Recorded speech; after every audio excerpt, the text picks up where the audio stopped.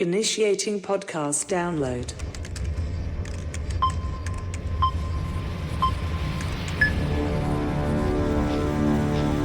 Prepare yourself.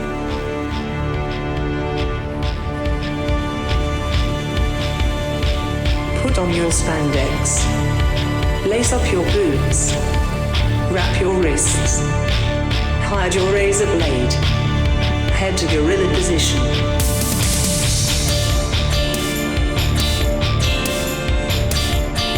Grease up your hair. Apply baby oil. Okay, apply more baby oil. Get into gimmick. Keep your ears open and your mouth shut. Have fun and be safe out there, brother. Welcome to Iron on Wrestling. Now your host, Gregory Iron. Hello again, everyone. Welcome to another edition of Iron on Wrestling with Gregory Iron. I'm your host, Gregory Iron, and this is episode 253. Pardon the interruption. Nope, not letting you do it. Nope. Whee! Like I'm going down a slide. Oh, that okay. rhymes with 253. Whee! Yeah, it sure does rhyme. Yep, I did that. Can you envision me going down a slide? I envision you sliding down a pole. Filled with what? Uh-huh. A pole? Yeah, like you're a fireman on a cloud. No. You're going right down. I give my buddy Juan. I have a good buddy. His name's Jesus Juan of the Christ. Ortiz. He makes designs for anybody. The Young Bucks, The Undertaker, Farouk Assad, all kinds of people. I don't think he's made a design for Farouk. I could be I wrong. think he should.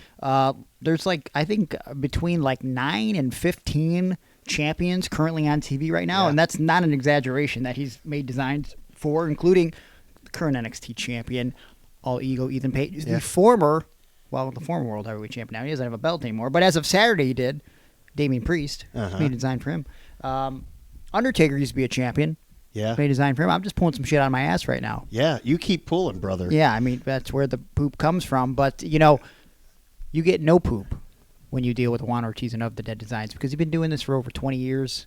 And not only is he a prominent figure within the artistic industry. Is that an industry? The artistic industry? I don't know, but you said he's a prominent finger?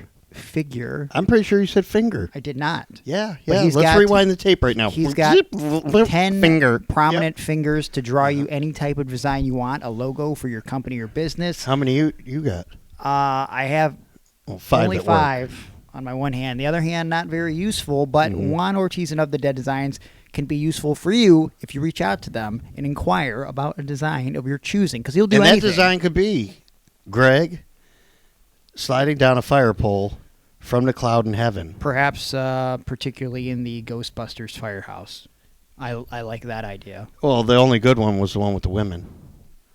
The real Ghostbusters. And that's the show for this week. And before we end the show, I just want to point out that you should contact Juan Ortiz and Of the Dead Designs right now, and you'll save $20 on your first design if you mention Iron on Wrestling.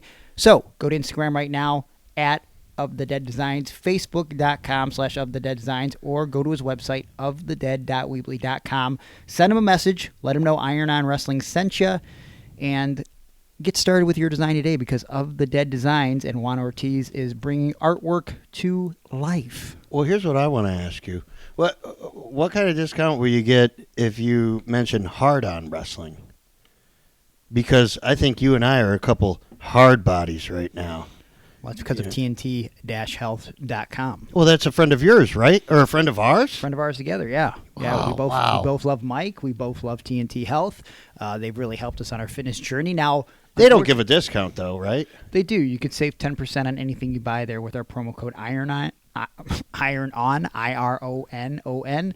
And even though I haven't been working out over the past 3 weeks because, I have broken ribs, I've still been utilizing their supplements. You to look keep better than ever, though. That's- Maybe you needed the break. That can't possibly. I mean, maybe, but I took a break last month when I went to Germany. So, Yeah. I feel like I'm taking too many breaks now. But you got to be careful when you're injured. But at least I can use the protein from TNT Health, which I can mix with water. Very easy to do. I'm still using the creatine just because I want to make sure that I can keep all the gains that I got when I get back in the gym. And, of course, the glutamine. I haven't been really using that right now because that's really a post-workout type thing, but it's waiting for me, and I can't wait to use it. Aaron, how about you? What are you working on right now with TNT Health? Right now, I'm back to the MK2866, so that's the Ostarine. I feel like that may be overall the best product that they've afforded me. So Okay. I'm on that again, and we'll see where that train takes me. But I fucked around for a little bit, and Why are you swearing? oops, Calm I freaked down. around a little bit. Jesus Christ. I was messing around, Uh-huh. and I gave myself 2 months where I could just eat whatever I want, do whatever I want, and I did those things, and then I hated myself for it. So I give myself a new appreciation for going my 69%. No, I'm sorry, I have to go 70%. At least. At least 70%, and that's what I'm giving Mike. I was giving him 69. Oh, God. Okay, well. Now I'm giving him 70, and hopefully we'll be back up to 80 after this Ostarine kicks in. Well, I can't guarantee you that Mike will want to do 69 with you, but he does want you to give at least 70 to 80% of the effort and the results because, at the end of the day, you're going to stray from the path and you're going to want to have a cheat meal every now and then. You're going to want to take an off day or two, and that's fine. TNT Health is going to be with you every step of the way, and they don't sell you supplements, they sell you results. So what are you waiting for? It's free to look. Go to tnt-health.com, save 10% with promo code IRONON, and that is good for anything you buy. So go there now, check it out, because TNT Health, it's about your health today, not tomorrow. But today on the show, we got some questions from social media and stuff. Some people on the patreon.com/Iron Wrestling, where you get a buttload of bonus content starting at $3, plus stuff in the mail from us, plus tiers where you can pick bonus podcast subjects, Zoom chat with us. But we had a hell of a week in Cleveland, Ohio. we sure the heck did. And so I don't even know if we're going to do any questions this week because I figured we're going to keep it short and sweet on this episode. And I think this is an important week, not just for professional wrestling, but for Cleveland professional wrestling with all the stuff that we had going on. And I figured that was a subject in to itself. Did you even introduce me? You introduced yourself. I did not. I never got to say my name. You Go ahead. always just go on and on and on and talk about yourself and your weekend at Summerslam and how you slept with all these women. That's not How many was it this week, Greg? one, my girlfriend. Ooh. Yeah. What was that like? Where'd you... It was Do at it. her house. No, I mean... What? Where'd you put it? I'm not going to express that on the podcast. Oh. So everything you told me off the podcast, though? Can I say that or No. No? No. Okay. No. All right. Kinda, he's lying. Anyway, so yeah, Aaron Bauer's in the building. Yep. Good to see you. Good to see you. We both had an interesting SummerSlam week. And by the way, if you're listening to this right now, free on iTunes, wherever you download podcasts, you can also get a free condensed version of last week's bonus Patreon episode over on our YouTube channel. That's youtube.com/Iron on Wrestling, I believe. If that's not correct, then just search at Iron on Wrestling and it'll pop up on YouTube. But we covered in our bonus episode a very intriguing topic that I figured, you know what? I want people to get a taste of what we do on Patreon, so we put it for free on YouTube. We fantasy booked Ultimate Warrior turning heel at SummerSlam 1992, and it was just something that we sort of spitballed, and because we know our wrestling facts, we know our wrestling trivia. Stop it. No, we're not doing this no right trivia now. this week? Nope. But because we know so much about that time frame in the WWF, I think we came up with a pretty solid card and idea to get the Ultimate Warrior over to the dark side. So go over to the YouTube channel if you want to check out our bonus episode, and if you like it, which I'm sure you will, then of course you'll subscribe to our Patreon, which is the best way to support the show. So we got all the plugs out of the way. We talked about the free bonus episode that we're going to put on YouTube. Lots to talk about. How much are we charging? For what? The bonus episode. Free. It's free on YouTube. No, I mean, but like you say it's free, but then how much is it behind the paywall? They got to pay for it, right? Well, $3 to start getting that and a bunch of other bonus episodes. But this one's free? Free. How are we going to make money off of this? Well, we don't. Oh. We don't. That's why we're giving it away. I You know, don't long if I- term, we hope that they sign up for the Patreon. All right. I'll follow your lead on this one. But, we had a busy week in the land of Cleveland, Ohio. Why is it the land of Cleve? Where you get that from? I guess it's short for... No. Where did you get it from? I heard it in a movie once. In a Timmy Turner? I don't know. Yeah, it is. I used to love that show. My kids were little. Yeah, they watched that guy, and I remember they went to the land of Cleve. I don't think that was a Cleveland reference though. No, it was Cleve. Yeah. Yeah, but anyways, so we finally get a big show in the city. Yeah. Okay. And a lot of events revolved around that show. And we got to see a lot of people, a lot of friendly faces that we don't normally get to see because of the events. We got to do a lot of things we don't usually get to do.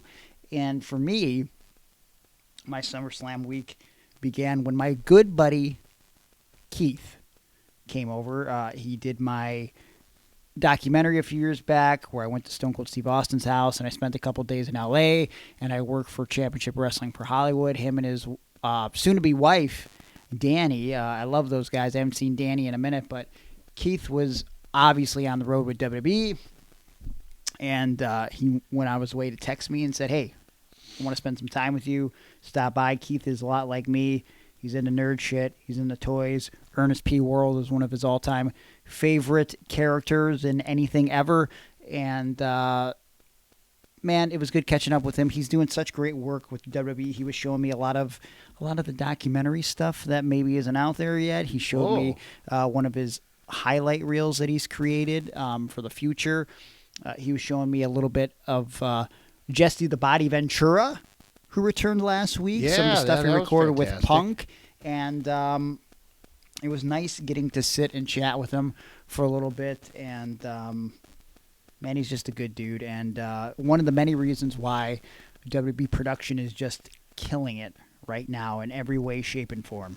Everything is so much better. If you watch SummerSlam on pay-per-view or premium live event, you would just understand. And seeing it on the monitors there and just how things were being shot just inside the building, from what I could see, it's a whole different ball game now. Yeah. We're on a different level. Well, WWE is got to be top. They're trying stuff, and I think a lot of the stuff they're experimenting with is working. And, again, Keith is a testament to the type of talent that they have working there right now. And so we got to catch up and have some dinner, and that was cool.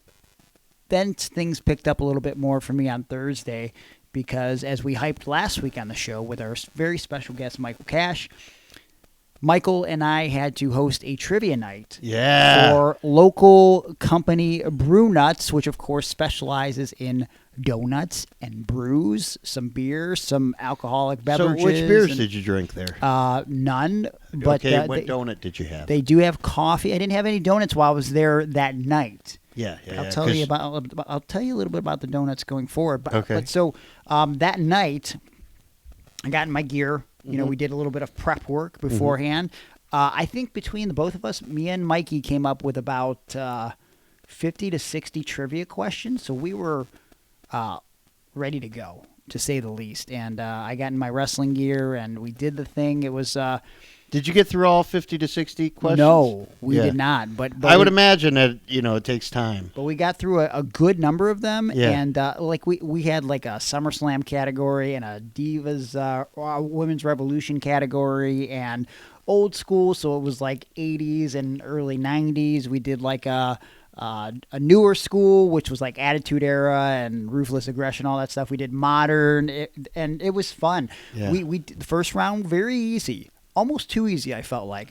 Second round, a little bit harder, but because I'm such a nerd, I decided I improv'd with Mikey, and I was like, hey, a couple of these I think I can add like bonus points to really up the stakes a little bit. Yeah. So, for example, one of the questions that Michael wrote was, WrestleMania 3, Hulk Hogan, Andre the Giant, Hulk Hogan known for his leg drop, but, what was the move that he hits before the leg drop that the match is known for? The body slam. The body slam, obviously. And, of course, that led to me doing a bit and a ranting about, he also, fun fact, he also tore every muscle in his back when he did that. And Andre the Giant died the next day, I'm pretty sure, right? Because I know if there's one thing true about Hulk Hogan is that all he does is tell the truth. But I said bonus points. If anybody, you get 1 bonus point. If you could tell me the attendance for WrestleMania 3, and you have to be within 10 to get it. No one got it. Yeah. One of the other bonus points was, which I thought was pretty easy, but no one seemed to get. WrestleMania 1, the question that Michael wrote was, blah, blah, blah, who did Hulk Hogan team with at WrestleMania 1? Oh, Mr. T. Okay, but who was in the corner of the team? Jimmy Superfly Snuka. Correct, but most people, when we were tallying everything, said Cyndi Lauper. Oh, okay. Which I was confused by.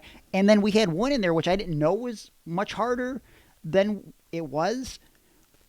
We talked about how Jake the Snake Roberts made his WrestleMania debut at WrestleMania 2. Yes. But was accompanied to the ring by a very special individual. Who was it? Well, 3 was Alice Cooper. Correct. So 2 was Ozzy Osbourne. 2, no, well, that was for the Bulldogs. But 2, the answer is just Damien, right? So it's just Damien. But everybody answered Alice Cooper. I think one person got it right. Anyways, the point was we had a great time. Brunettes were a great host, and they had a couple special drinks, one of which was like a chai latte that I had that they had a little bit of coffee in called a Dirty Dom. Oh, okay. Very good drink. And then the specialized donuts. If you didn't go this past week, they were available from Thursday to Sunday. You really missed out. They had a Miz donut. Yeah. They had a Johnny Gargano donut, Candice LeRae. Did you post pictures? I did. Of the donuts? Okay, because I know I saw them, because the Johnny Gargano one has his little winky face. Yeah, they did like a Logan Paul Prime Strawberry Banana Donut.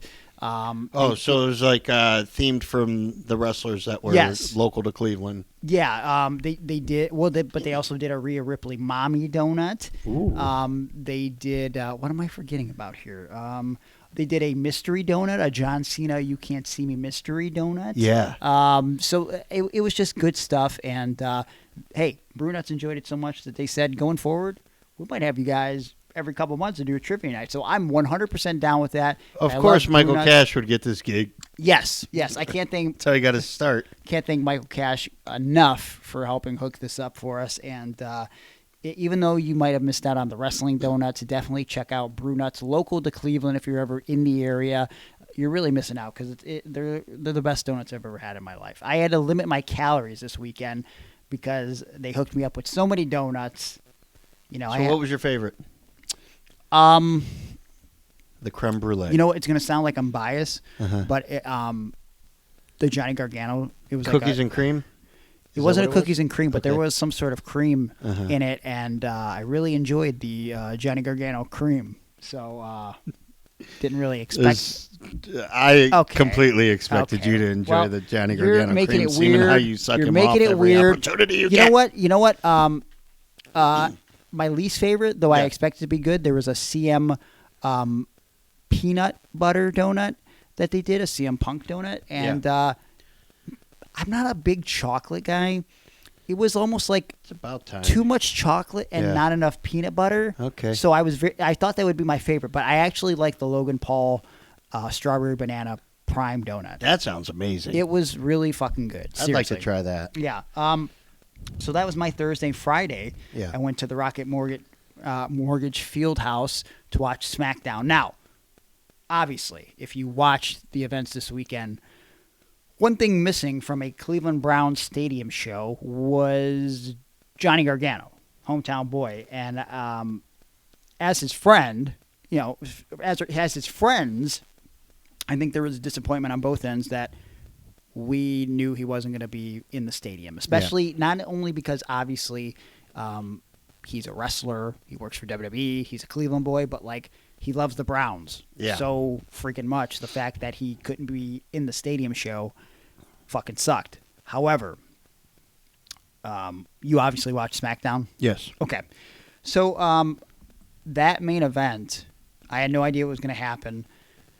It was built around him. And if you didn't know that he was a Cleveland guy, if you're watching on TV, they set the stage with that DIY walking promo, which credit to WWE, they've made that specific basically to those guys, and it helps them stand out. Yeah. And so it was borderline emotional for me sitting out in the crowd, knowing he was about to be in the main event, and for him to cut that promo saying, the first event I ever watched here was SummerSlam 96, and now 28 years later, I get to main event the show as a tag team champion. And then the business part of me was like, oh, well, I guess Candice and Indy are just randomly baby faces for the moment now because they're with a small child. But it was very great to see them two with Quill, and for him to hug and kiss Quill before he went to the ring. Oh. Honestly, best Johnny's looked and sounded in the WWE since he's been there.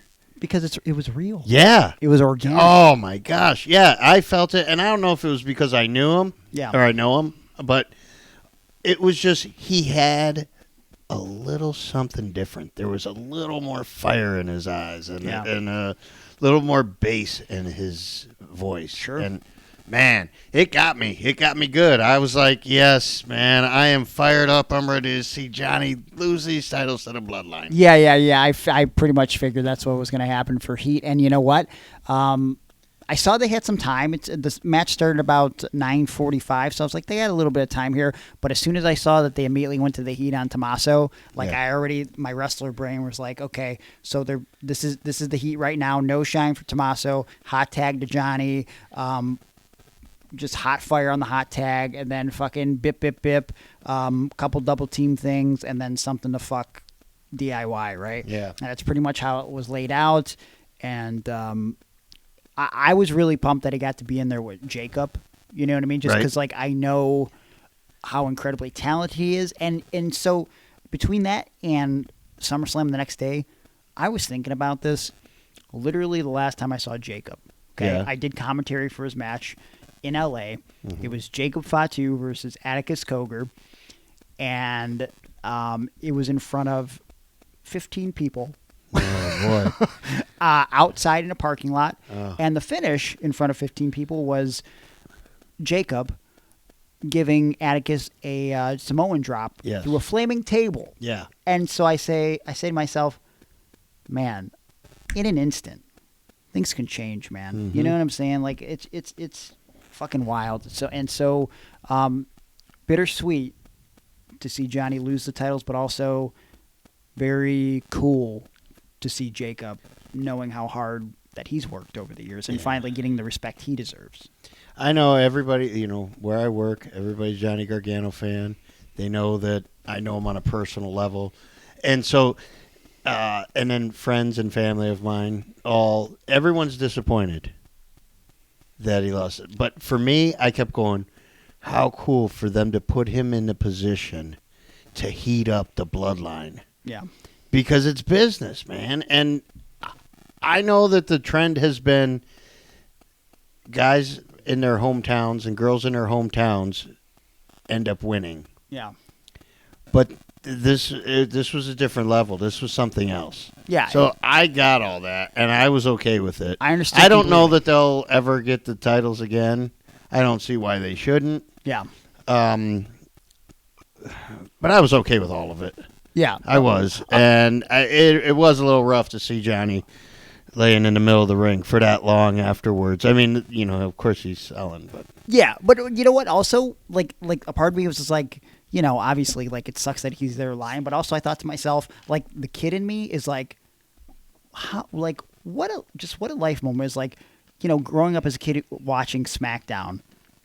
Now fast forward 25 years later, you're in the main event segment and you're left lying for that like money shot to set up to go home. For the pay-per-view the next day, like, and man, knowing what I know about WWE right now, that was a big deal for them. For him to be their guy, to put those other guys over like that. Yeah, to give him a little bit more heat going in the show in the stadium the next day. The next day on Saturday,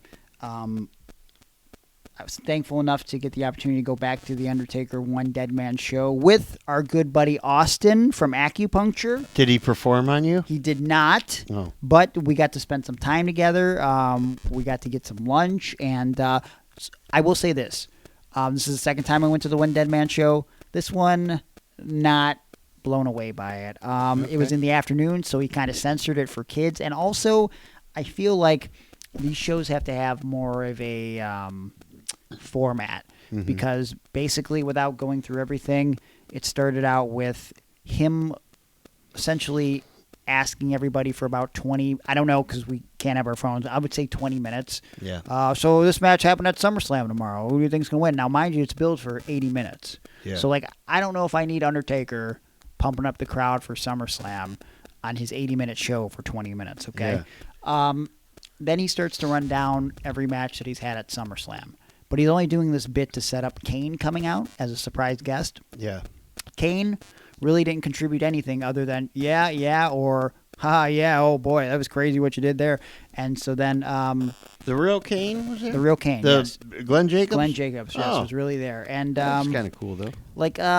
and so then he's like, all right, Kane, you're good. And so after 20 minutes, he left. And then they did a thing where this was the highlight, but also, again, I wish this wouldn't have occurred anyways. It was only the highlight because how it ends. Victoria was there, brings her on stage so she can help him judge the best wrestling impression.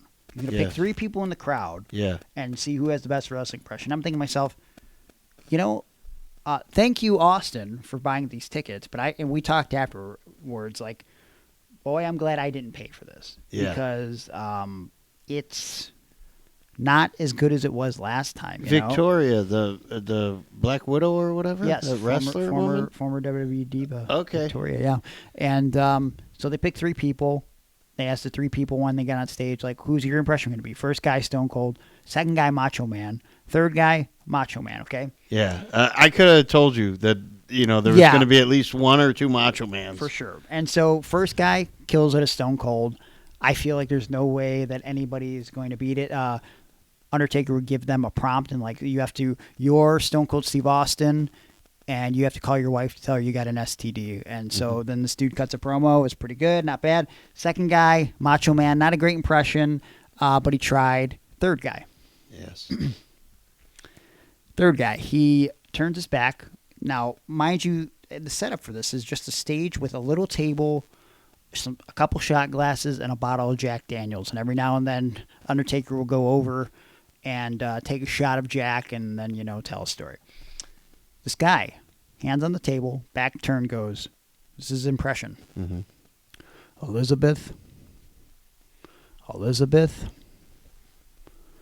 I don't have a good Macho Man impression, but I'm going to take my chance right now. And hey, I'm hoping I could do a shot with The Undertaker and Victoria. How about it? And the crowd's just kind of like, fuck you, dude. Like, what a piece of shit. You wasted everybody's time. Yeah, and then Undertaker's kind of like, and then this guy grabs The Undertaker's bottle of Jack Daniels. Yeah.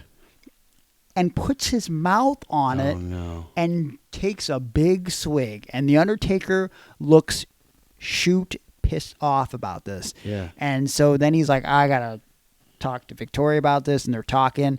And there was like a first, second, and third prize. And if this was any other time, I think this would have went way worse. Yeah. But because of the era we live in, even without cell phones, Undertaker goes, you know what? I was going to be real mean about this. But third place, this guy right here. Like, clearly the guy who didn't do an impression, he gave him his shirt, which he's lucky he got anything. And then second and first prize got Undertaker programs, and the first place got to have a shot with Undertaker after the show. So a little kind of meet and greet. But, like, what a fucking idiot. Yeah. Like, why? Like, what a waste of everyone's time. Yep. But that happens, and they do a Q&A. And, like, again, with any of these Q&As, it's like, I get it. Not everybody watches the documentaries and everything, but it's like, all the questions are always the most basic. How did you feel when the streak ended? Like, fuck, man. God damn it. Yeah, I thought what would you say of all the things you did? What was your career highlight? Oh, my God. Ask a better question. I could see this in any documentary. Yeah. So, whatever. It was fine. But more importantly, I was glad to spend time with Austin. And our boy Vic hosted the Undertaker One Dead Man show. Oh, yeah? Was he in his Cleveland Browns suit? I couldn't really tell because he was like Oh. poorly lit and he was Yeah. off the stage. But it was nice seeing him from a distance. And I didn't get to see him. I texted him while I was at SummerSlam. And, he no-sold you? Yep. Fucker. So then I went to the Converge show that was at Mulberry's at 3 o'clock, which was a conglomerate of 10 promotions doing their best matches and interpromotional matches. And I was involved in a segment which saw the return of Eddie Only to wrestling for the first time in, I think, a year or more. Yeah. He teamed with Bobby Beverly against Ricky Shane Page and Vincent Nothing. I was going to take the place of Eric Ryan, who's been missing. But, unfortunately, Vincent Nothing broke my ribs 2 weeks ago, so that wasn't possible. And but I had to run off a couple members of the Blue 440, and nice little turnout for that. But What color are you? I'm yellow, Okay. mellow yellow. I can't remember it being this bad back then. Mulberry's a fucking sweatbox, dude. Oh, Really fucking bad. I don't remember it being that bad of a building to work in. I really liked it. It was. It's a nice building, I but bled in that building. They need air conditioning or something, or a fan, a big fan. But it was good times. But what I was ready for was SummerSlam. Give me your rundown of your day leading up to you getting to SummerSlam. You went with podcast superstar Jerry. I sure did. Yeah. We Ubered out there, which was the smartest thing that dude's ever come up with. Like, let's Uber. How much was the Uber? I don't know. From Lorraine. You don't No know? idea. Couldn't have been cheap. I wouldn't think so. Yeah. Here's what I know. After the event, we called for an Uber, and the guy said, I will shut my app off and take you back to Sheffield for $100 cash. And that's it. Oh, wow. And So whatever the Uber was probably double that. oh, okay. So I don't know, but $100 was probably a deal. yeah. Because they knew, like... I have no idea. I've never Ubered or anything like that before, so I didn't know what was going on. He made all the arrangements for everything. Well, obviously everything got jacked up because they knew there was going to be an influx of shit happening over. Like Well, there was a Martin Lawrence comedy show Yes. at the Quicken Loans Arena, which And- was next door to the Browns Stadium, and the Guardians were playing Yep. in the baseball stadium. So there had to be at least 80,000 people, if not more, 90,000 people. Oh, downtown. yeah. You know what I'm saying? For Like, sure. It's crazy. So just to put in perspective, me and Hannah usually park by there's a fire museum just like down the street from the field house and everything in Jacobs Field. And usually parking over there, $3 for Yeah. the night. They Oh. jacked it up to 25. Okay, yeah, And so yeah. I can't saw imagine parking for 50. there, Right a lot by of the places stadium. were $50 or whatever. And so you guys, what time did you get to the field? I saw you ran into some old friends. Okay, so here was the deal. Also, I offered to pay the $100 cash because I had it on me for the ride home because I was ready to go home. Mm-hmm. And he had asked me to not pay for anything except for 2 hot dogs. Okay. So I was like, at least I could do is, give $100 for us to get home. And he got some good seats. Yeah, we had excellent seats. Row 1, section something or another. But anyway, and then I don't know what happened, but that Uber driver didn't make it, and some other dude named gosh. Mason in a white R.I.P. Lexus came. Yeah, we missed that guy. But it was a rough weekend downtown. Mason did a great job, and I give that guy. Do you rate those guys on the app or anything? You can rate them, yes. Okay, You well, can I give hope them he got a good rating. a big tip. So, yeah, our Uber came and picked us up, and we drove into downtown Cleveland. And as we were driving, I mean, just the line was ridiculously long on the highway, trying to get off onto West 6th, or off onto, Superior and all that. So the Uber driver had suggested we just get out and walk. Okay. And right before that, though, podcast superstar Jerry looks over and he goes, hey, there's a couple U-Haul trucks over there. Were they having a wrestling show? And we laughed about it. Mm-hmm.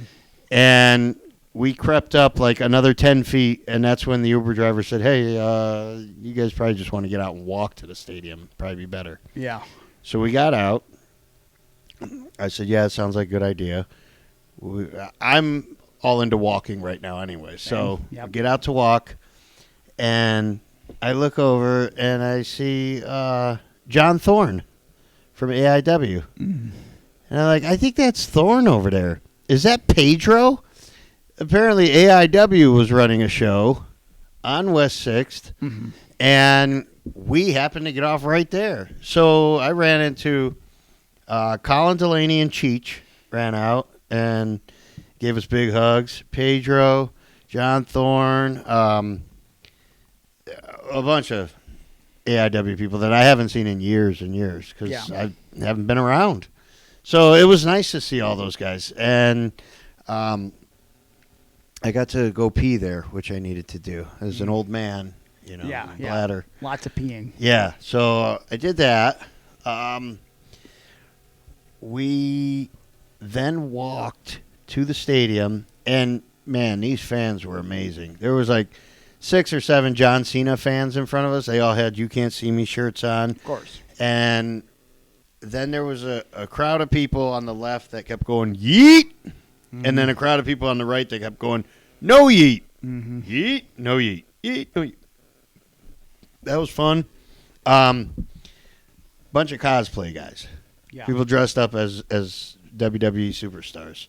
And I'm like, man, some of these guys look really good. Like, they're the guys that dressed up as Goldust and Bret the Hitman Hart, they were awesome.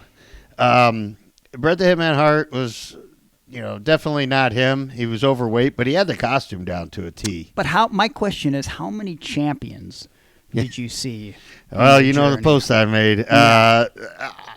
Every time somebody walked by with a belt, me and Podcast Superstar Jerry go, oh, there's a champion. Oh, there's a champion. Yep. Wonder if that title's on the line tonight. Yep. And then I made the joke. I said, man, Summerslam, it's more like Night of Champions here. Yeah. And there were so many replica belts, and I couldn't believe it. Some of these guys had girlfriends, and they were walking around so proud with their belt on their shoulder or around their waist and not particularly caring about their girlfriend. Listen, I get the love of championship belts. Yep. I would, if I had the money, I'd have a ridiculous collection. All I have is a winged eagle that was gifted me by Lars Rockney, which that's my favorite championship, so I'm okay with it. However, I could never imagine taking that belt to a wrestling show and carrying it like proudly. Like you won it. Yeah, over my shoulder or around my waist. Here's what I said also. And again, let me go back to the bathroom. Here I am trying to go pee, and every dude in there that's got one of these replica belts around their waist is trying to go pee and having a very difficult time because the belt's in the way. And then by the time they maneuver the belt around, and they're pissing on the bottom of the front of the belt. Yeah. Because they can't take it off because they're afraid to set it down. Where are you going to set it down? Sure. And then you had said something like, well, they could put it over their shoulder. Well, not while you're pissing, I guess. So, yeah. Anyway, that's a whole other thing. But, yeah, lots of champions, lots of non-title matches, I guess. And then, again, the whole cosplay thing was wild. And so I'm walking with Podcast Superstar Jerry to go to our seats, and fucking dude runs up to me and says, hey, and he spins me around while I'm walking. I'm like, yeah. And it looks like Kevin Owens cosplay. So I'm like, what's up? And he's like, hey, you want to do a run-in? Maybe the main event? And I'm like, yeah, dude, okay. Like, man, I got to get away from this guy. What a fucking weirdo. Yeah. And he's like, so are you in, man? You want to wrestle? Where is this at? This is out in the corridor, the stands or the whatever. And like if you're walking by the to eat and shit like that. Okay. So he's like, no, come on. You want to have a match? You want to wrestle? What do you want to do? What do you want to do tonight? I was like, I don't know, man. And he's like, all right. So then it's like awkward silence, and then we like dap each other up, and shake hands, maybe a hug or something. And Are you even making eye contact with this person? and I keep looking at his shoes. I remember I just kept looking at his shoes and going, those are some bright-ass blue shoes. Yeah. So, anyway, I said, well, it was good seeing you, because I'm trying to end this conversation. Get the fuck out of there, weirdo. Yeah. And this guy goes, okay, good seeing you. Sounds like the way the conversation's going that he's about to do something suggestive that would lead to you punching him in the butt. I mean, that's going to be awkward. Maybe, but, so we start going, we split, and I look at Podcast Superstar Jerry, and he goes, that was weird. That was KO. And I was like, yeah, fucking cosplay. And he goes, no, that was Kevin Owens. And I was like, no, maybe it was. Oops. I said, but he's not on the show tonight. And I'm like, oh, but he did say, want to do a run-in. Mm-hmm. Okay. Well, maybe it's him. So I text you right away. And I'm like, do you know if KO's here? You're like, I have no idea. Right. And then you made some derogatory statements about Kevin Owens. I did not. I have no issues with Kevin. And so all I'm thinking is, okay, if we're in the main event and this dude, fucking Kevin Owens, does a run-in and he's got a little gray in his beard. Yeah. And he's skinnier than what I thought he was. Mm-hmm. And he's wearing these bright-ass blue shoes. Maybe it's him. Right. So. Oh, you're going to spoil it. Nope. Don't you. Okay. We will get to the run-ins later because we're going to run down the whole show because for me, so I guess to set everything up, obviously if you watch SummerSlam, you know the atmosphere, but it was only like the day before I ended up getting the tickets from Mr. Gargano. Thank him very much for that. And he was kind enough to get enough tickets to where it was me, my brother Zach, my brother Mike, who had been bugging me for SummerSlam tickets, even though he doesn't watch wrestling. And I was like, I don't think I can get that many tickets, man. But when it ended up being a lot of tickets, I was like, do you want to go to SummerSlam? Just because I wanted to bond with my brother. Yeah. I was wondering who that dude was in the pictures. There was an extra ticket where Adrian, Johnny's mom, said, is Aaron going? Does Aaron want to come? So you could... So listen, I know you had good seats, but you almost could have been on the floor. Yeah. Because we were on the floor for SummerSlam. M-Dog was with us. Too bad you didn't ask, yeah. I didn't because I didn't know how many tickets I could get. My friend. Okay. Yeah. Hey, that's a thing that we should talk about at some point. What's that? It's not SummerSlam related, but so I used to know a guy that played for the Cleveland Indians. Mm-hmm. And to me, it was always weird to ask for tickets. Is that an odd thing for you to ask, even though you're like brothers with Johnny? Hey, and also, when we went to go see Deadpool, and you and Johnny went to pee in the stand-up urinals, me and Zach, your other brother, kept noting how you and Johnny were peeing in the same position at the same time, and zipped up at the same time. How many different positions can you pee in a urinal? Well, you both had like one arm was behind the back of your head and the other arm was on your Johnson. That's not true. Yeah, That's not true. So like I was like, man, those guys are like actual brothers, like more than you are. Okay. Well, it's not strange to ask Johnny because I feel like well, he wouldn't ask me if he was in the same position if I was in the same position because he's weird like that. Could you get me tickets to RCW? No, he would never do that. Oh, okay. But I don't know. It's not weird. And obviously you never know what you're going to get. But when I saw there were floor seats at this huge fucking show, I was like, holy shit. And then I was like, oh, I think this is going to be a chair too. Like, so like that's for like the fan in me, like, look, I didn't get SummerSlam 96. I didn't get to go. And so I was like, this is like a big makeup for me. Right. And, the seats were beautiful. They were 9 rows back, hard camera side. And one other thing. How weird was it that all week we had heard it was 100% chance of rain, 100% of the day. Yeah, yeah. Well, and then the day of, it was the most beautiful day anybody could have ever asked for. Most perfect weather for a professional wrestling outdoor event. Yeah, because I asked Keith. I said because the day that we saw that it was going to rain all day, I know someone else from the office had to see that. It was supposed to rain and thunder, and I remember what happened at WrestleMania 37. Yep. They had the rain delay, okay? So, like, you can't do shit if it's thundering and lightning outside.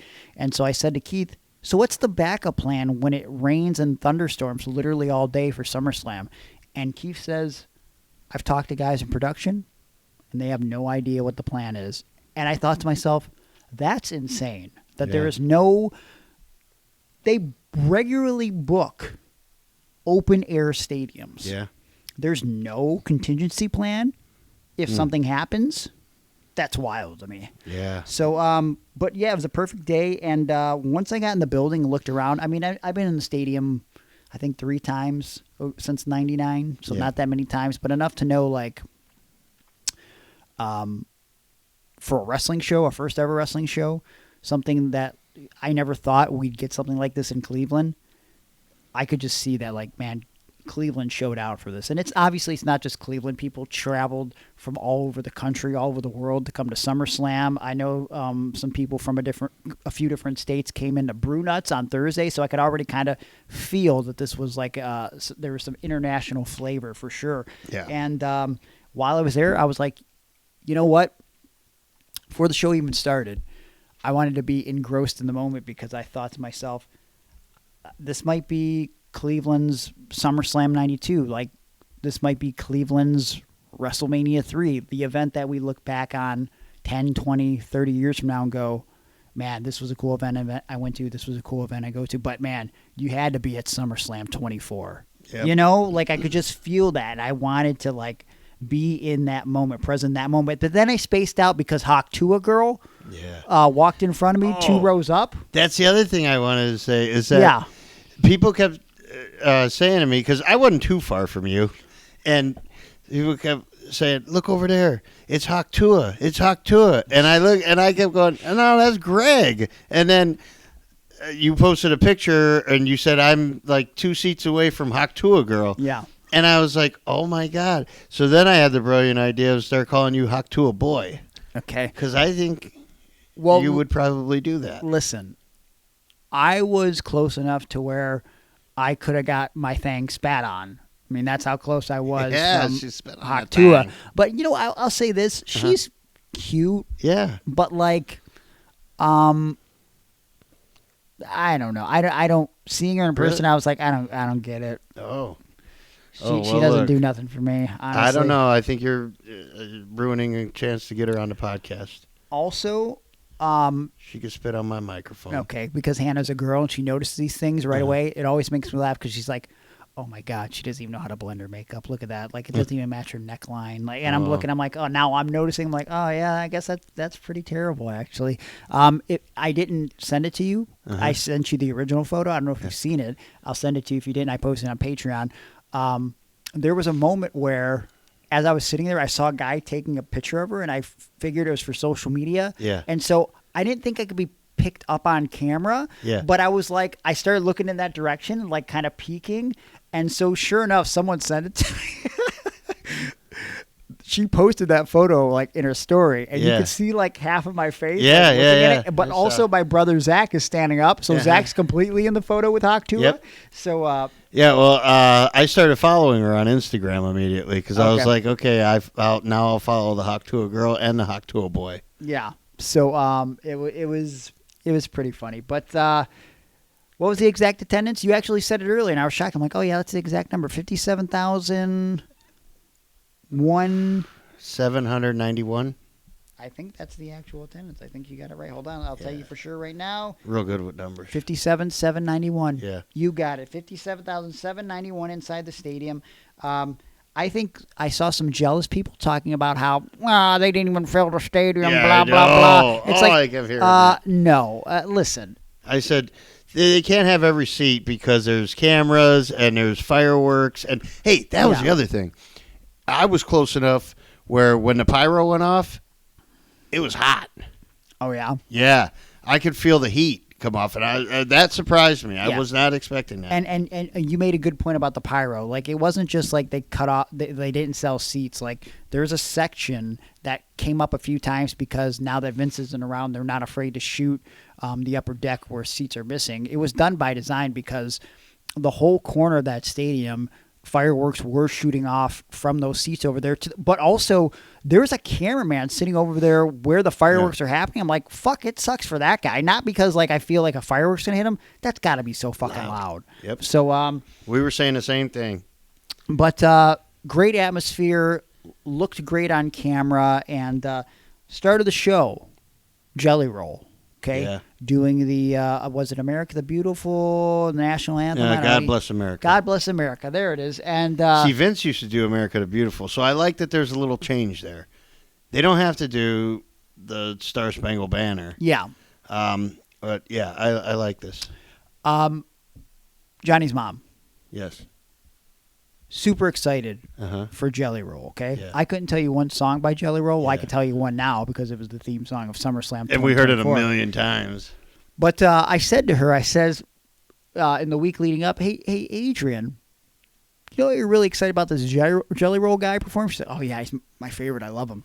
I said, if he wasn't on the show, your son could defend the tag team titles inside the stadium, but he's taking his TV time. And then she got all offended and made it seem like I was exaggerating. I'm like, no, I'm not kidding.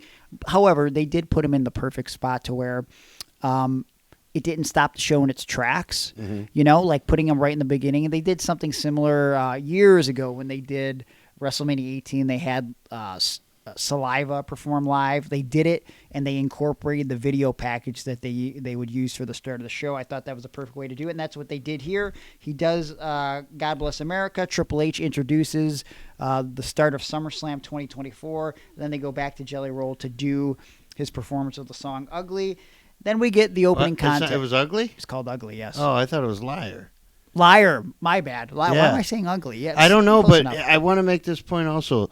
I only knew Jelly Roll because a girl I know uses it as a ringtone for when her daughter calls or something. Okay. For one of Jelly Roll's songs, so I've heard his voice. Yeah. Just on the 2 or 3 seconds that a ringtone takes. I don't know anything else really by him. I was impressed. I think I came out a Jelly Roll fan. Really? I liked that Liar song. I liked his voice. I thought he was a hell of a performer, and man, that dude can do a choke slam. We'll talk about that later. Opening match, Rhea and Liv Morgan. The Women's World Championship was on the line. Dirty Dom in the corner of Rhea Ripley.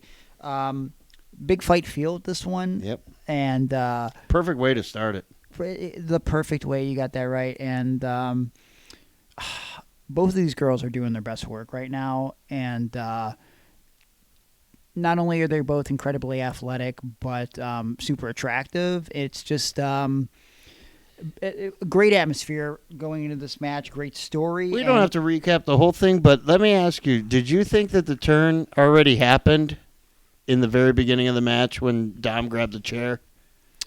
No. Okay, I did. I was like, what? That's going to fall. That fell flat for me. I didn't think that, but what I did, I felt it for sure was going to happen because, Dom was more on her and stuff. They were more lovey-dovey on the entrance, so I was like, I think everybody was kind of waiting for it. Great match. I think my favorite spot of the match would be obviously Rhea selling the shoulder. Yep. I thought it was badass the way she slammed her shoulder into the table. Yep. And she did it in the perfect spot to where the crowd popped. They came up for that because I'm like, that's fucking sick, right? Yep. And I enjoyed the way the turn was because it was subtle. Yeah. And watching it on commentary afterwards, the way they played it up was like, why was Dom with the referee backfired for Rhea now? That's weird. What does he realize what he's doing? And then we of course see Dom grab Liv Morgan. They do the kiss. Rhea's pissed off, and now we got 2 or 3 months more worth of story, and it's one of, I think, probably 2 matches that I know they don't do Hell in a Cell anymore, but you could probably do that in a Hell in a Cell, not a pay-per-view, but you know what I'm saying, like a show. Dom and Rhea? No, Rhea and Liv in Hell in a Cell. Yeah. I think that could be cool in the coming months. Yeah, I love the match, and I love the shoulder spot, and when you saw it on the screen, it looked like there was bone coming out of her shoulder for a second. Yeah. And it might just look that way because she has had it dislocated in the past. But for whatever reason, it made me believe for a second. I was like, "Uh-oh, something happened already?" Yeah. Well, if I had to be nitpicky, listen. If we're trying to make this completely realistic, she definitely would have had to consult with the trainer or something, right? Mm-hmm. But that's just like the super insider in me. I think most fans don't see it that way, and I think there was a high believability factor in what she did. And like I said, perfectly timed the way that she because also slamming it into the turnbuckle or something is one thing. Slamming it into the table, Yeah. geez, she could have legitimately popped her shoulder out of place there. But come back from a commercial break, and then we see backstage, Damian Priest is freaking out about Dom. He confronts Finn Balor, like, did you know about this? He assures that he doesn't know anything about it. And Damian Priest apologizes, says he's sorry for freaking out. And, of course, Finn Balor says, I'm sorry, too. As soon as I heard that, I'm like, well, I think we got another turn happening later tonight. But I'm here so for far, in predictions, I'm 1-0. Yeah. You? 1-0, yeah. Okay, I thought you picked I think Liv. I think the only thing that that I didn't pick, and I think I did it to be different. I'm pretty sure that I picked Bailey. You definitely picked Bailey. But because I almost switched. You also picked Priest. Did I pick Priest? Yeah, and because you said that Gunther was going to win it in front of his hometown. I said it could go either way. When we made predictions, you definitely picked Damian Priest. So let's not try to act like I'll pick you. Okay. Second match of the show, Braun Breaker versus Sami Zayn. Again, you know what? I just felt like, dude, this is Braun Breaker's time. And apparently the match was supposed to go double the time. Should have been 10 minutes. A fucking jelly roll. And it ended up being 5. But you know what? I think it was the perfect amount of time. And I think that it kind of went quickly. Yeah. Made it seem like Braun was a little bit more dominant. Not like super dominant. The way they did it, the psychology of Braun hurting his shoulder right off the rip. So, it kind of gave Sammy a little bit of an advantage. Braun couldn't get all of his power stuff. And also, I want to point out, before I forget, one critique about this show. Boy, did they overuse the shoulder spot. Yeah, I know. They did it a lot. And that, I've always gone to that as the WWE cutoff spot. Yeah. Even back when Vince was a thing, right? But, man, did they abuse the shoulder turnbuckle post spot tonight. Yeah, I always notice it because I've had 2 rotator cuff surgeries on my right shoulder. So I notice that more than I notice, a lot of the other stuff.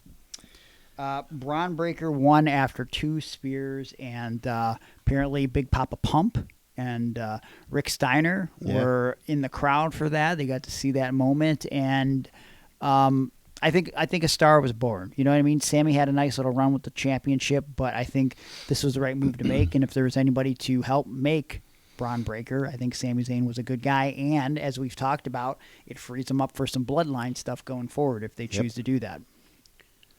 I'm ready for it. What was the next thing? It was LA Knight versus Logan Paul. Dude, the reactions for both these guys was off the charts, in my opinion. Yeah. Logan Paul got no fanfare despite being from Cleveland, despite wearing brown He got colors. fanfare, but it was all heel heat. And I was surprised by that. Yeah. I thought there's going to be, the local sympathy, and there wasn't. People just loved to boo the shit out of that dude, and that's a great heel. Machine Gun Kelly couldn't even help him, and that guy's got heel heat too. I mean, with me, he does. Yeah, I mean, I'm not a fan. You were trying to put over his music. No, I liked. He came out with some song a couple years ago where. He's trying to be like an emo screamo guy. Yeah, I'm okay with that. And then also, I'll put over his wife. I mean, yeah, I'm not going to argue with Megan Fox, but are they married now? I believe so. Okay. If not, they're close enough. How stone cold is LA Knight becoming? He is. Because, I mean, he stole the Prime vehicle on Friday. Yeah. He breaks the window on Saturday. Crowd loves him, man. He loves him. Listen, crowd loves Stone Cold. I mean, I don't see why they, wouldn't. Yeah. Mixed reviews about him as a dude, from what I hear. I've worked with him. Who do you hear this from? I know people. Give me initials. I don't have initials, but I will say that in L.A., I worked with him, and it was fine. It was fine when I worked with him, and L.A. And Yeah. but whether you love him or you hate him, I can say this: I love the character. I'm behind the character. He's got a great physique. He's got a physique unlike most physiques that you see these days. He does sweet moves. He does pretty good moves. Yeah. I enjoyed this match. I think this was LA Knight's coming out party as far as matches go. I think this was a different type of match for Logan Paul than he's had before. But it was very enjoyable. It took a while for the match to start because they were kind of brawling before the bell rung. I was really shocked to see Knight do the on the shoulders into the neck breaker gimmick on the table where the table didn't break because I was like, God, that looked like it fucking hurt. But yeah, this was a really fun match. I think the sketchiest part of the match was, what do you think it was? The run up the, Yeah, the what turned out to be a super brain buster. Yeah. Yikes. But hey man, my immediate reaction was this was match of the night. As soon as SummerSlam ended, I went match of the night was LA Knight and Logan Paul. But I think I really like Logan Paul's athleticism.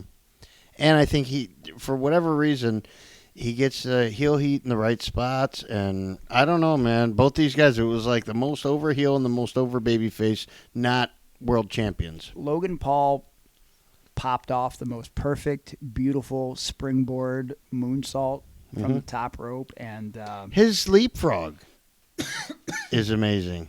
Yeah. Also, he hulked up at one point and then did like Naomi's leg drop. Yeah, I don't know if you know. It's the Hogan Paul. That's what it's called. Oh, is it? Yeah, it's called the Hogan Paul. But I would say it was a very good match. However, would not say it's match of the night. And here's what killed it for me. One of my big critiques of the show. The brass knucks. Yeah. We couldn't come up with a better finish than hit him with the brass knucks, then completely no-sell and hit the BMT or whatever it is. Yeah. Like the biggest, meatiest, tastiest. Like is it the BMT? I think it's a BFT, blunt force trauma. But yeah, it didn't even sell it after. Like, yeah, okay, that was weird. Yeah, like I thought maybe he should have missed hitting him with the knucks. Yeah, but whatever. I don't know. My initial reaction was it was match of the night. That was right afterwards. But when I came back, by the time I get back home, I thought Judgment Day was the best match. Nia Jax versus Bayley. Now, this one I went to try to get my 2 pretzels because I had like no calories in my system for that day. I needed to eat something, and so I had to go back and watch it on tape. How much were pretzels? 8? No, you know what? Not that bad. They were only $6 a piece. Okay. I was kind of shocked. Yeah. So yeah, $12 for 2 pretzels. I was okay with that. Nia Jax has improved a lot. Oh yeah. Okay. She's always had a presence, but I felt like that was really, it was definitely on display in this atmosphere a little more. Bayley, so underrated. Yeah, and she's real good. The spot of the match for me, not the power bomb. Dude, the power bomb. Yeah. Like, you could have went the easy route and just did, like, listen, anybody could, including me, can get underneath someone while they're standing on the top turnbuckle and just act like they're slammer. Yeah. She fucking walked out with her and held her there. Steps, I Dude, went, yes. That was a moment. And listen, the whole card was pretty predictable, but that's not necessarily a bad thing. This was a story-driven show, and I figured Tiffany was going to cash in. Or at least attempt to cash in, but I knew it wasn't going to be a successful thing because she was being gifted a new briefcase. The night before on SmackDown, we kind of spitballed what the briefcase would look like. They went with a pink purse-style briefcase, so I was like, there's no way that she's cashing this in because they're making replica briefcases. All the girls will buy these, which is awesome that they can get like a cool Barbie-like accessory from WWE now. And nice that we had that cameo with the run-in, but to no avail. Well, it's great that it provides a distraction. That's all it was, meant to do when you look at these heels. Yeah. These evil women. The finish was not 1 but 2 of the bonsai drop type move to Bayley, and Nia Jax is the new WWE Women's Champion. So far, that would mean there were 3 matches? That would be number 4. Okay, then I'm 4-0. Next You match. are 2-2. So Shut up. Okay. Next match. Seth Rollins, the guest ref for CM Punk and Drew McIntyre. This is CM Punk's first singles match back on television I'm scared. since 2014. Yeah, it's been a while. And he walked out in Cleveland, so it's kind of poetic that he had a match, his first match back in Cleveland. And we know they're all historians, right? We were all fans growing up. Very nice to see Seth Rollins' very flamboyant tribute to referee Shawn Michaels at SummerSlam 97. Drew McIntyre was obviously channeling The Undertaker with his gear from SummerSlam 97. And Bret Hart 100% stole the design from the Bret Hart 1997 outfit. So, Punk did, yes. yeah, they all knew their roles, and And then they almost did the chair spot. Which I thought was great to tease it. I didn't want them to go all the way through with it. I hear some people were upset that they didn't go through with it, but I've already seen would they do that? Yeah. Why replicate the? We get it. They're channeling this match. You don't have to do every single spot they do. I enjoyed this match. I think some people were kind of mixed on this one. Yeah. I think people kind of thought that maybe Punk looked like an idiot because he was so focused on this bracelet. But I think it was a good storytelling device. I had no issues with it, especially like watching it back on TV. Maybe I could see your argument, but even from a live crowd, I think that match works better on TV. Being in the live crowd, I thought it was fine. I understood everything they were doing. Obviously, I have screens that I can watch too if I need to. But Drew McIntyre's a fucking man. Yeah. Punk looks in the best shape he's been in a long time. I mean, like ever. He was pale. He was kind of blah in AEW, and he looked amazing last night at SummerSlam. And Seth Rollins' his guns were looking big. That's what I said. He was the most impressive one to me. Yeah, he was looking good, and I think they all told a great story there, and there's a lot more stories to tell. This is the other match that I could see ending up in a Hell in a Cell in the next couple of months. Drew McIntyre and CM Punk. I'm just worried about Phil and if he's fragile. I think he's going to be just fine. The finish of the match comes when they, they're obviously utilizing the bracelet. At one point, Seth Rollins picks the bracelet up off the mat, puts it on his wrist so it's not on the mat anymore. Punk sees this. There's a back and forth. Very underrated moment where Punk says something to the effect of, "I can't stand you or your Sabu pants." He ends up giving the GTS to Seth Rollins, and he ends up walking over to Drew McIntyre, who kicks him in the nads. That leads to the Claymore kick, and then Seth Rollins, seemingly begrudgingly, had to count the 1, 2, 3, and Drew McIntyre is successful in the first match between CM Punk and Drew McIntyre. I'm 5-0. Was this match everything you expected it to be? I wasn't sure what I was expecting. I thought it would be shorter, to be honest with you, because Punk's first match back. Yeah. So maybe it exceeded expectations. Maybe it met it. Finn reports to Priest that he can't find Dom. Priest apologizes for playing Ballard. Damian Priest versus Gunther is next. This match, I didn't know how it was going to be, but you know what? I think you might be able to argue that this actually was the match of the night between Damian Priest and Gunther. And I was telling you before we started recording, I've really grown to like Damian Priest over the last year and a half. But there's still these moments where like he botches stuff, he slips on stuff, whatever. That happens to the best of us. I do it a lot too. But I guess I didn't really think he was as over as he is. With those 57,000 people in the crowd, they were loving Damian Priest. I mean, he might have got some of the biggest pops of the night. Yeah, I think in Cleveland. He just kind of seems like a Cleveland guy. Yeah. So I thought he fit in perfectly here, and the crowd showed him so much love. And it solidified his main event status, his babyface status. The guy is over like, what's the saying? Rover? All right. And his morning glory. Okay. Finn Balor comes out at some point towards the end of the match, clapping as if he's going to support Damian Priest. And, of course, you're like, well, gee, we never see Finn Balor ringside for these matches anymore, so that's strange. And at one point, which also a little minor thing, Gunther was bleeding from the chest, but it was just like a line. Yeah. And it looked so badass. I don't Yeah. know. It just got me more in the moment. Reminded me of Hogan. You're bleeding. Also, I just went back and rewatched that recently. Yeah, me too. And it's so fucking good, dude. Yeah. I so just good. did the same thing because I think they're doing on like Brian and Vinny or something. Okay.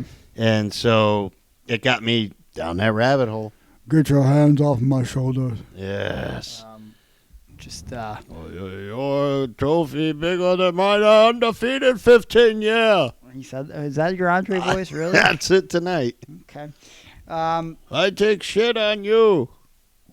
After the Razor's Edge is hit by Damian Priest onto Gunther, that no good son of a bitch Finn Balor puts Gunther's foot on the rope, and some shenanigans ensue between Gunther and Damian Priest. Gunther gets him in the sleeper.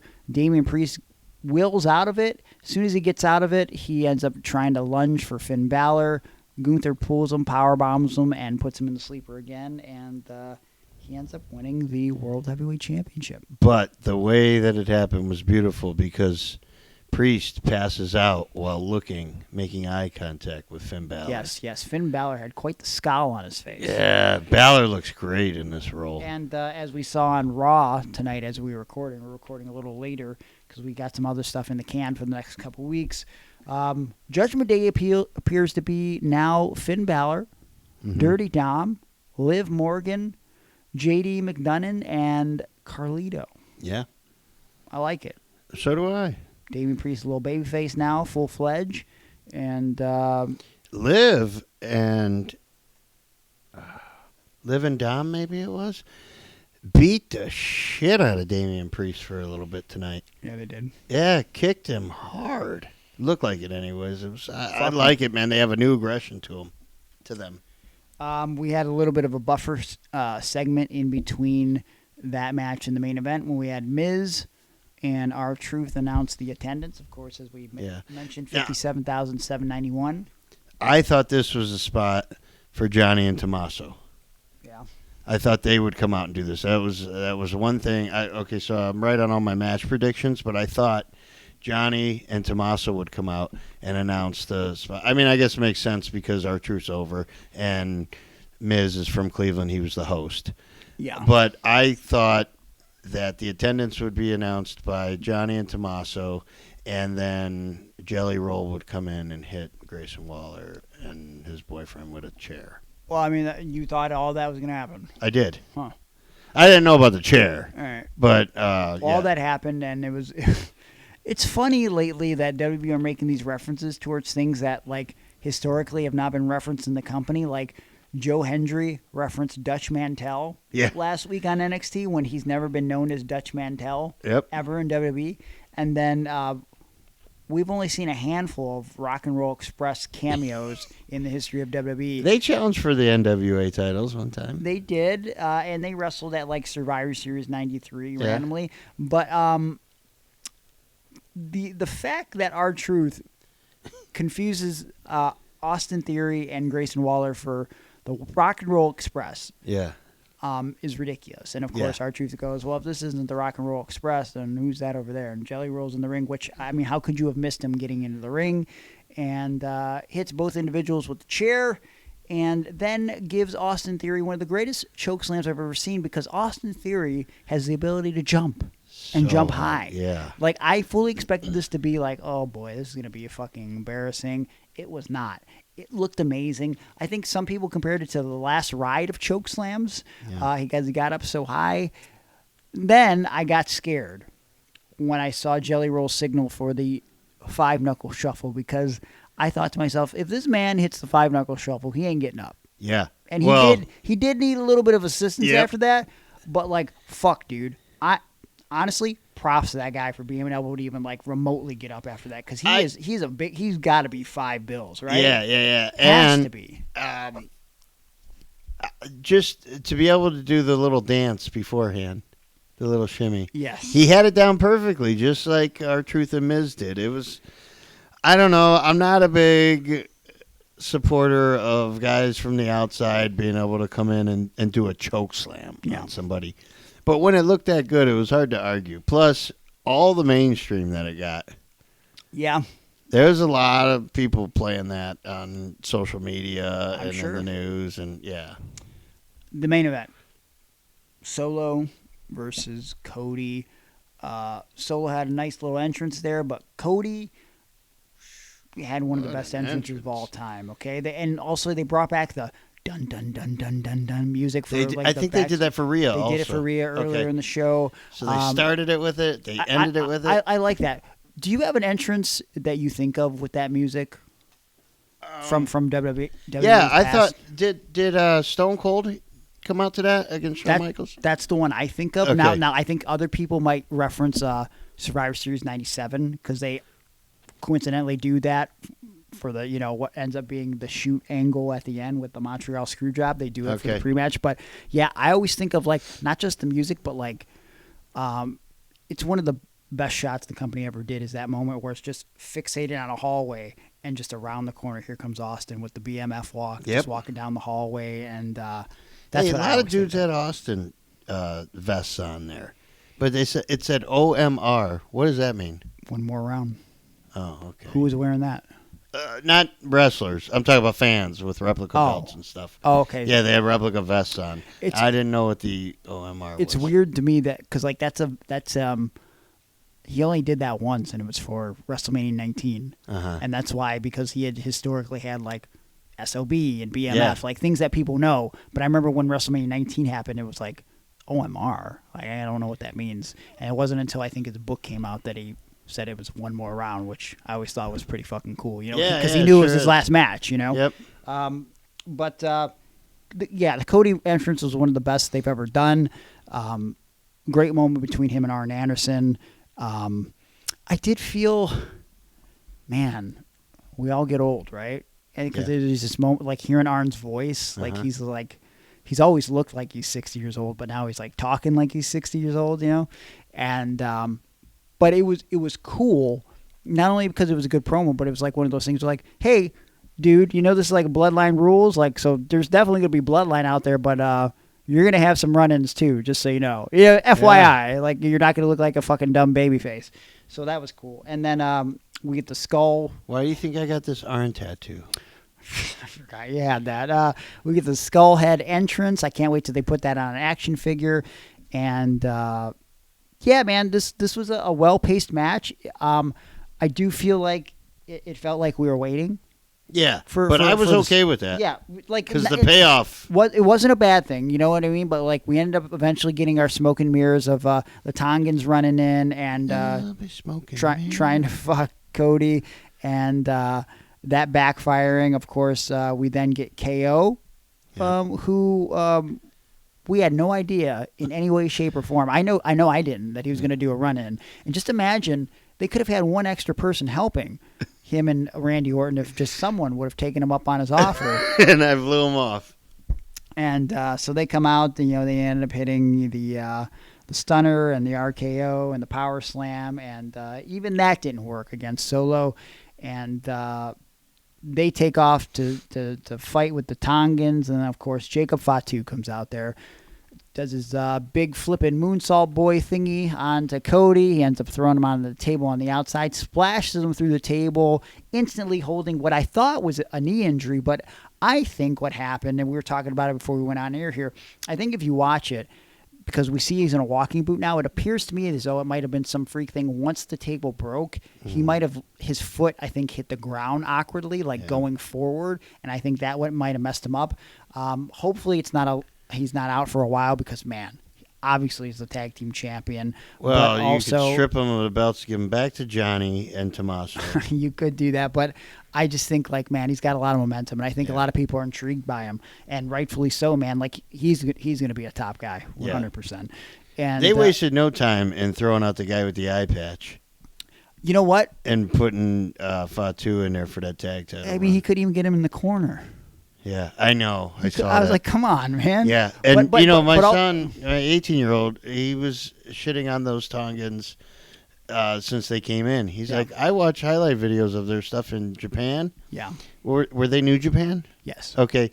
He's like, oh, I hate this move, and he's, that Yeah, that it's real throat. bad. Yeah, he's like, I just no, don't believe it. But Fatu, everybody's into. I think the fake eye injury though Yeah. was by design, so he can keep the sure, patch yeah. because now he's more. You can distinguish the two a little bit better, Mhm. and I don't. He looks kind of more badass. even if Yeah, he for isn't. sure. He So, needed something, I hope they keep that, and hopefully that can explain why he fucks up all the time. I got one eye. Yeah, what do you want from me? Come of on. course I can't hit a nut shot. Give me a break. And so Jacob's down. It's just Solo and Cody in the ring, and then the big pop. The graphic comes on the screen, head of the table. Now, I will say this. My personal opinion, obviously the pop was still gigantic. I think you don't debut a brand new song on someone's return. I know it sounds kind of like the other song, but me personally, if I'm I running had things... no idea that it was Roman until I saw the graphic. So that's what I'm saying. Yeah. Because it's like my perfect comparison is, remember when Bret came back in 2010? Yes. Okay, they did a remix of his song Yeah. for his re-debut in 2010, and I remember thinking like, oh, is it not really going to be him? 'Cause Right. It wasn't even Is a it real. going to be a midget again? Yeah, or because is it was gonna like be- not the iconic Bret Hart song. So I Yeah. was like, what the fuck is this? And then obviously he's Bret Hart. I think you come out to the music that people know upon your return, and then if And you that want, song was so sweet. yeah, I think it's great. I don't know why they changed it. And then Friday, if you have them on the show, have them fucking change the song then if you want to do it. But listen, Agreed. everybody got what they wanted. If this would have been 3 years ago, Vince would have heard the internet wanted Roman Reigns to come back, and he'd be like, "Oh, you're coming back at Bad Blood." You know what I mean? Just to be a fucking asshole. Like if And you're coming back as a heel. Yeah. We're going to swerve everybody. if that show does not end with Roman Reigns coming out, it's flat. It's a flat show. Sure, Cody could win the match, overcome the bloodline, but like again, just because something is predictable sometimes doesn't make it bad. Like, you know what? When I go see a superhero movie, like we just went and seen Deadpool and Wolverine, I don't go into it thinking like, I think Deadpool and Wolverine are going to fucking get their ass beat and that's how the movie's going to end. I'm pretty positive that they're going to win in the end, but it's about the journey, right? And so, I don't know, having that moment with Roman coming out there to help save the day and doing what we thought he was going to do, taking out Solo Sikoa for the way he's been acting over the past few months and claiming that he's a tribal chief. And, of course, Roman's got the shirt that says, pretty sure it means original tribal chief. Took me 10 minutes to figure that out. Yeah, I kept going, what is the OTC?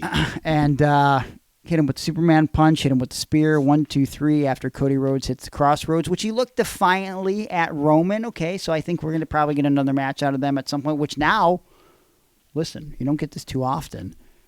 You have your Warriors and Hogans, your Macho Man and Hogans, you have your Rock and Austin. I really feel like this could be on par with that Roman and Cody. Now that they're going to be both the ultimate baby faces here, holy shit, dude. Yep. So, what a way to end the show. So we're going to find out that Rock is the one that's appointed Solo Sikoa the new tribal chief, right? I don't know. It's hard to say because Rock has to be behind it. because what's the reasoning? Because you would think Rock would want to be the tribal chief, But he right? knew he was going to be gone. Sure. So he puts Solo in charge and hypes him up, telling him, you're the new tribal chief. So You have to bring it almost like he's doing the bidding, and then Yeah. Solo can be the scapegoat. Yeah. You know, in the way a scapegoat should actually be, someone who is being used in a situation. For Not somebody who wears a goat mask? Yeah. Okay. Yeah, I'm intrigued as to where it's going to go going forward, and I think this is going to go down as like the wrestling show in Cleveland wrestling. I mean, it was awesome to be there. It was like this, and then CAPW the night that Rhino wrestled. September Slaughter. Yeah. Or I'm sorry, was it St. Valentine's Day Massacre? It was one of those shows with May like Mayhem. illiteracy. Yeah, May Meltdown. Have some March respect. Mayhem. May Meltdown. April Armageddon. Why doesn't WWE name their show something like that?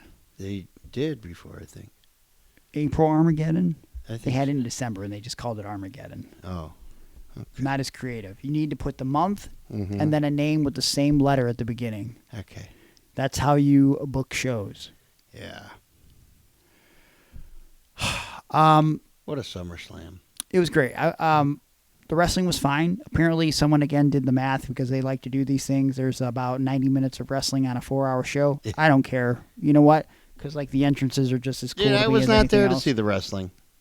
Yeah. It was a super fun show. I hope that this restores some faith in what Cleveland wrestling can accomplish, because after the Attitude Era, we used to be hot town to come to for WWE, and I just feel like, especially when we did pay-per-views over the last 20 years in the town, it made them not want to come back. Survivor Series 2000 pay-per-view. Yeah, well, yeah. So that in 2014, I can't speak for Fastlane. I don't remember how that went when it came to town about 5 years ago, but I know TLC was a disappointment. Before that, 2008, they gave us a pay-per-view with Unforgiven.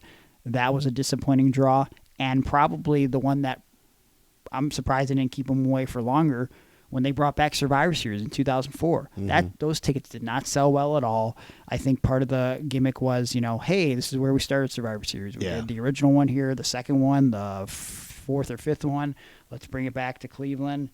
And it was not even close to a sellout. If you sell a stadium show 57,000 plus, I think you're good for a while.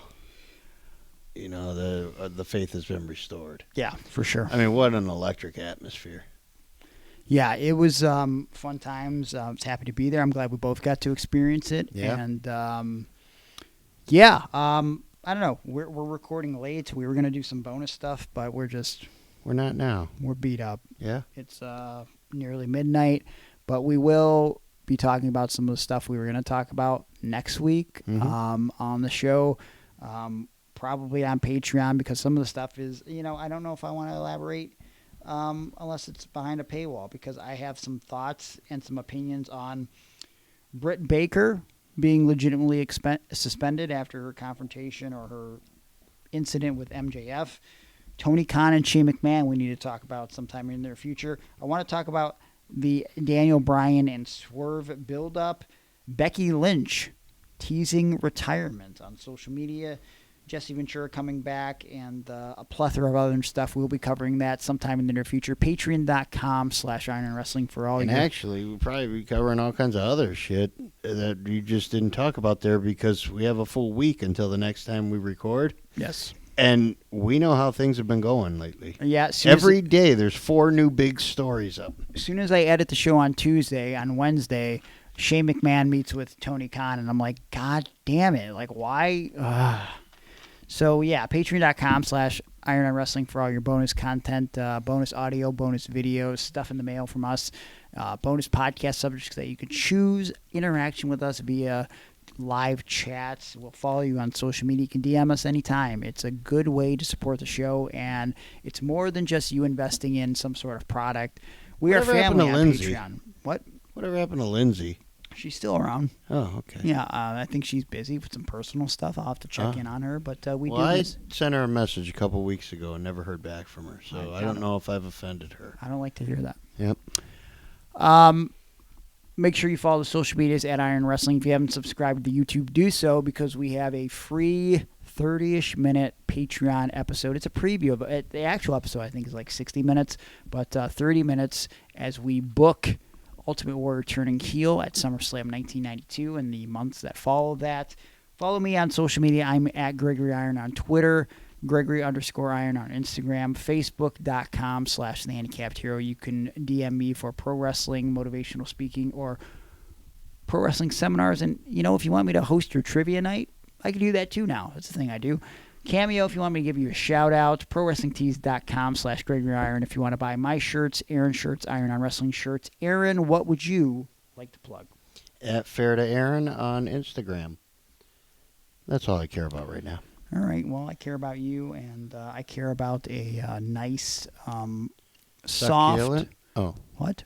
Succulent. Does it have to be succulent? I don't know. It can be soft. Can it be hard? Yeah. How Well, hard? that's my normal. Okay. I'm usually always hard, especially like when I was in 7th and 8th grade. Are you sure it's I hard? always had to. It's so tiny. That's not supposed to be. Okay. Okay. Well, give me a kiss goodbye. Well, I got to put this math book in front of me if I'm going to stand up. Oh, boy.